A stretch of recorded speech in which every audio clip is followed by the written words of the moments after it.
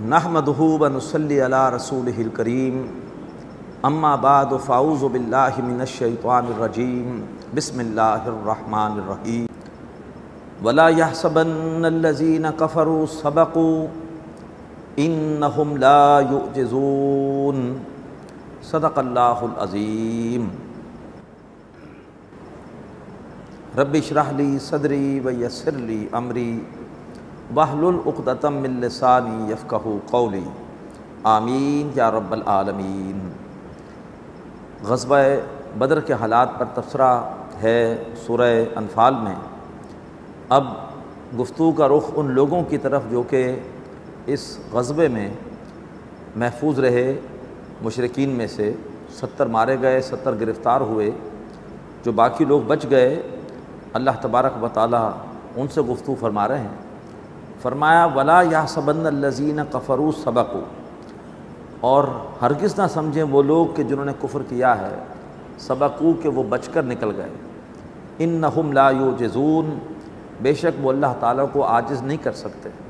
یہ تو اللہ تعالیٰ نے خود ان کو مہلت دی ہے تاکہ اس مہلت سے فائدہ اٹھا کر اور اپنی اصلاح کی طرف آمادہ ہو جائیں۔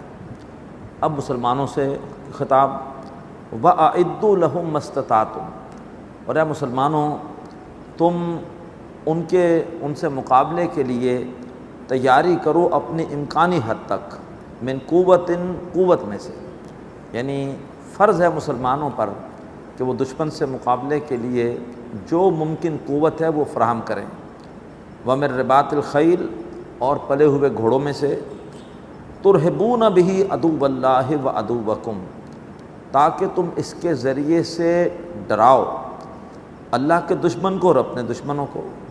اب یہ اس زمانے میں پلے ہوئے گھوڑے تھے، آج کے زمانے میں جو بھی کوئی ایسی جنگی اور عسکری صلاحیت ہو سکتی ہے اس کا حاصل کرنا مسلمانوں پر فرض ہے۔ ایٹمی صلاحیت حاصل کرنا یہ ہر مسلمان ملک پر فرض ہے کہ وہ حاصل کرے تاکہ دشمن اس کی طرف پھر آنکھ اٹھا کر نہ دیکھ سکے۔ جیسے ہماری اپنی مثال موجود ہے، اگر پاکستان ایٹمی قوت نہ ہوتا تو ہندوستان کب کا پاکستان کے خلاف کوئی فیصلہ کن قدم اٹھا چکا ہوتا۔ 10 مہینے اس کی فوجیں ہمارے بارڈر پر رہی ہیں۔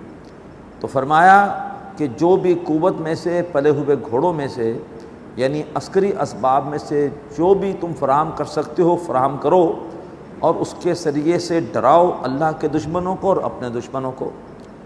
اپنے دشمنوں سے مراد یہاں پر مشرکین مکہ ہیں، جو اولین خطاب مسلمانوں سے تھا اس وقت ان کے دشمن مشرکین مکہ تھے، لیکن ایک اور بھی تمہارا دشمن ہے مسلمانوں، اور وہ کون سا ہے؟ فرمایا وآخرین من دونہم، ان کے علاوہ کچھ دوسرے بھی ہیں، لا تعلمونہم، تم ان کو نہیں جانتے، اللہ یعلمہم، اللہ تعالیٰ ان کو جانتا ہے۔ یہ اشارہ ہے یہودیوں کی طرف کہ بظاہر انہوں نے تم سے میثاق مدینہ کر رکھا ہے، لیکن اندر سے تمہارے خلاف شدید دشمنی اور خباثت رکھتے ہیں۔ تو تم تو سمجھتے ہو کہ ان سے ہمارا عہد ہے، میثاق ہے، حقیقت میں وہ تمہارے دشمن ہیں، تم ان کو نہیں جانتے، اللہ ان کو جانتا ہے۔ وما تنفقوا من شیء فی سبیل اللہ، اور جو بھی تم خرچ کرو گے اللہ تبارک و تعالیٰ کی راہ میں۔ اب ظاہری بات ہے کہ ہتھیار فراہم کرنے ہیں، عسکری صلاحیت اپنی بڑھانی ہے، تو اس کے لیے فنڈز تو چاہیے، اس کے لیے پیسہ تو چاہیے۔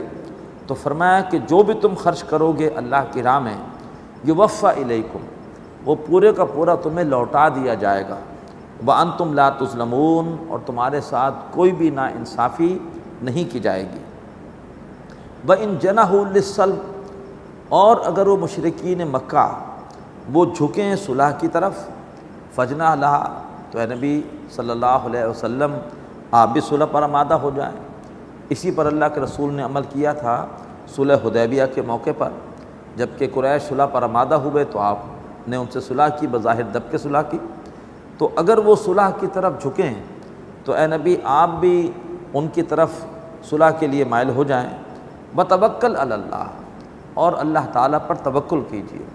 لیکن نوٹ کیجیے کہ یہ حکم جو تھا یہ عبوری دور کے لیے تھا، جب تک ایسی فیصلہ کن قوت حاصل نہیں ہوئی کہ برائی کو بالکل سرے سے مٹایا جا سکے، تو لہٰذا اس دوران اگر کوئی صلح کرنی پڑے تاکہ شاید صلح کے ذریعے سے آمد و رفت ہو، اور وہ لوگ آمد و رفت کی وجہ سے باہم ملاقاتوں کی وجہ سے مسلمانوں کے موقف کو سمجھ سکیں اور حق کی طرف آ جائیں، تو صلح کی اجازت ہے۔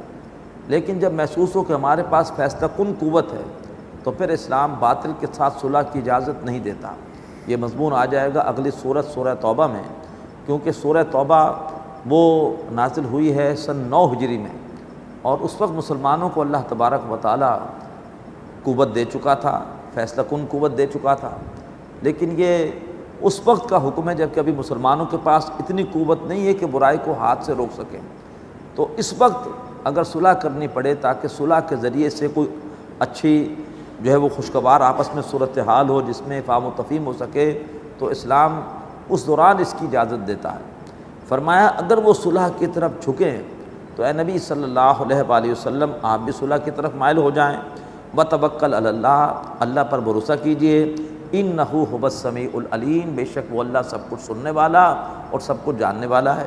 اقول قولی ھذا واستغفر اللہ لی ولکم ولسائر المسلمین والمسلمات۔